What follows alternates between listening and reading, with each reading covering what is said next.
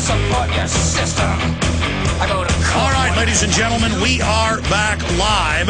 After Dr. Blaylock leaves us in an hour, I will get back into the New York Times, Time Magazine, the Mail, and other publications, including Wired, promoting huge classes of viruses that are live that go in and literally destroy receptor sites in the brain for, quote, fear and stress hormones. Now, I'm reading directly from the National Institutes of Health, Stanford Research, the Pentagon. They are saying they're going to deploy this in the troops. And I was talking to Dr. Blaylock, and he said, well, I've got to research that more. I've seen some of that. But he said Dean Koontz wrote a book about that, best-selling author, called Fear Nothing, about it. So I'll ask him about that. It seems like, you know, what we see in popular culture and fiction is becoming reality. But I've seen this information for 10 years. Dr. Russell Blaylock is a board-certified neurosurgeon, that's brain surgeon, author, and lecturer. And he's worked with and helped develop some of the most popularly used procedures in brain surgery. His bio just goes on and on. We'll give you his websites so you can do more research on it. But he's covered how aspartame, MSG, bisphenol A, and all these things that are in the food and packaging the food are wreaking havoc. And he was, of course, with us last year pointing out that this was a dangerous H1N1 vaccine for the flu, that it had serious adverse health effects. Now, the British Medical Journal has admitted that.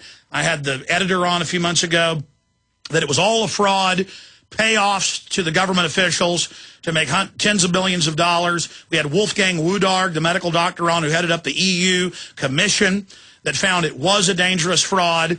And, of course, now I have the London Telegraph yesterday admitting a tenfold increase in under 5-year-olds having serious convulsions from an autoimmune brain inflammation with the H1N1, and they're suspending the shots this year of flu shots for under 5s. So, again, Dr. Blaylock got attacked in the media last year for talking about this, completely vindicated in spades. And so we'll talk about all of this with him. But the main reason he agreed to come on, a very busy person, we appreciate his time, is we now have New York Times, Wired Magazine, all these mainstream publications. We have these articles up at Infowars.com and PrisonPlanet.com promoting putting lithium in the water, whether we like it or not, so we, quote, don't commit suicide, because their studies show that Texas towns that have it naturally occurring have lower crime rates. So they're now just going right to full social control. This is not a science fiction movie. This is going on. Top British bioethicist at Oxford, top U.S. bioethicist. And the New York Times and others are saying, as well as the American Psychiatric Association and British Psychiatric Association, that this is a good idea. They also want to add statins and Prozac to the water. So now they want to treat everybody for cholesterol when they admit the statins attack the liver. So I guess just hundreds of drugs in the water. I mean, this is THX 1138, Brave New World. Dr. Blaylock, thank you for joining us, Doctor. Well, thank you, Alan. I tell you, they're really coming out of the closet with all of this. I mean, you were reading it decades ago in medical research journals and talked about it, and now they're just coming out with it. Well, yeah, this has been a dream of these people for a long time, is to remake humanity.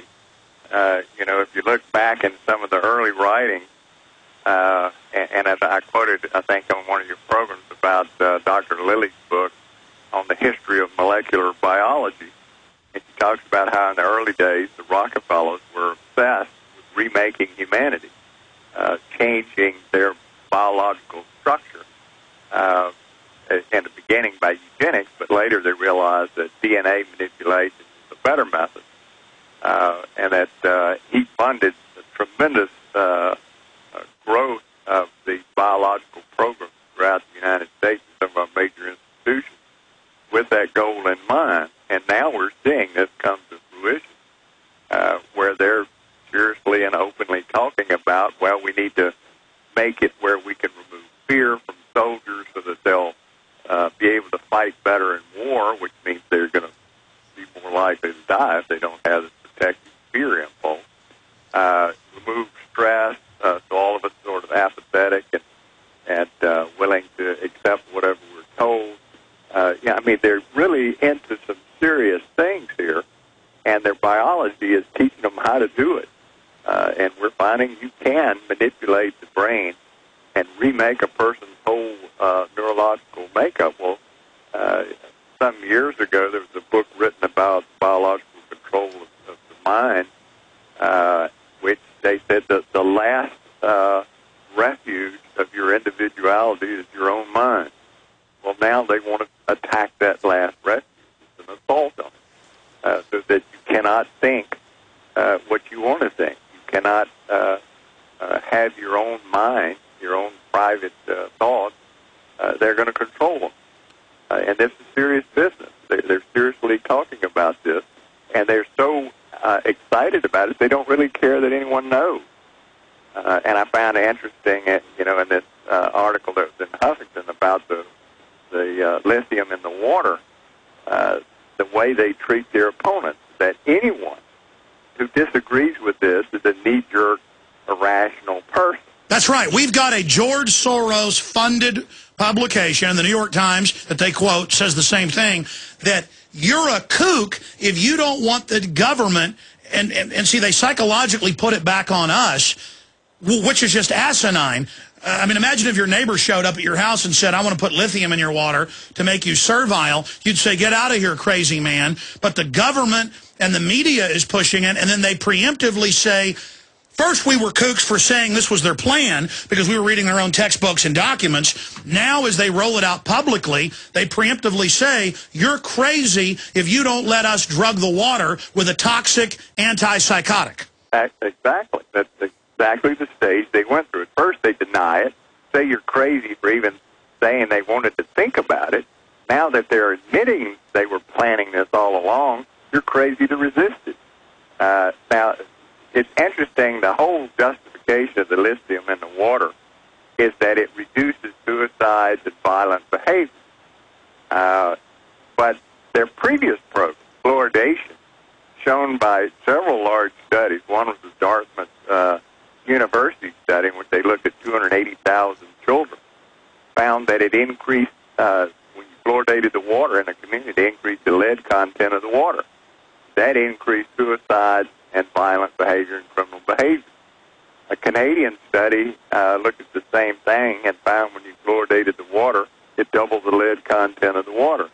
When they compared communities that had fluoridated versus unfluoridated water, they found higher suicide rates and violent crime rates in the fluoridated communities versus non-fluoridated when they were matched for all other criteria.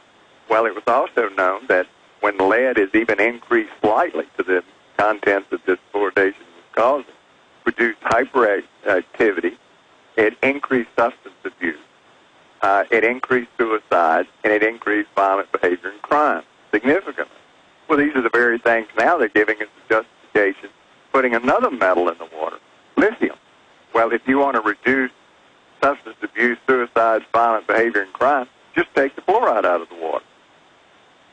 And take the lead out of the water. That's the easiest way to do that, and that's what the Safe Water Act says. The purpose of the EPA is to remove contaminants for the water. Now they reverse that. They're going to add contaminants to the water. Now, if you look up lithium, lithium is considered a toxic metal. Now, in the concentrations they're proposing using, yes, it does have some beneficial effects on brain protection, brain growth, reversal of neurological conditions, reductions in suicide, all of these things they're claiming. But there's a lot of problems that we learn from the fluoridation idea of putting it in water. Number one, there's no consideration of the interactions of lithium with the other components of water and contaminants. Well, that was my next point, studying biology. And, of course, you are a top brain surgeon researcher, know a lot more than I do, but just studying when you have a bunch of chemicals mixed together, they have a magnifying effect on each other, correct? Yeah, we call it synergistic toxicity. But, water has organochloride compounds in it, which are toxic themselves, has industrial chemicals, pesticides, herbicides, other metals. And we know that lithium is a highly reactive metal, just like fluoride. And so it tends to interact with these other metals and components and chemicals. Well, no one's ever done a study to see, well, what happens when you mix them? What does it increase the toxicity of these other metals, etc.? Well, we did find that with fluoride. Unknown at the time when they first proposed putting fluoride in water, fluoride highly reacts with aluminum, forms an aluminum fluoride complex, which is a powerful G protein receptor stimulator. Well, I don't want to take a drug that stimulates my G proteins because that can make breast cancer grow faster, other cancers. It can have all kinds of neurological effects. But that was something that they found out decades later. Well, what are we going to find out about lithium decades later? Well, the point is, government has no business saying, we're going to calm you down and put an antipsychotic in the water. And from my research, just reading the basic encyclopedia on lithium, it's similar to fluoride in that it builds up in the body, large amounts of it, and so that over time, in fact, I was reading when they start dosing people with lithium, a lot of times it even takes a few weeks to build up until it's at the full dosing point. Well, and at that point, it becomes a highly toxic metal, and there's been quite a few fatalities associated with lithium accumulation.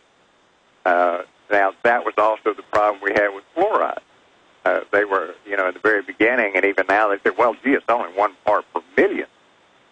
Well, actually, the fluoride in water is the greatest source of fluoride toxicity in the environment because you drink a lot of water. In the summertime, particularly if you're outdoors or an athlete, or you have certain medical conditions like diabetes, you drink a very large amount of water, and so you're consuming much larger content of fluoride. Well, the same would be true for lithium. Your intake is going to be much higher if you put it in water than if you just have it in natural sources, primarily food.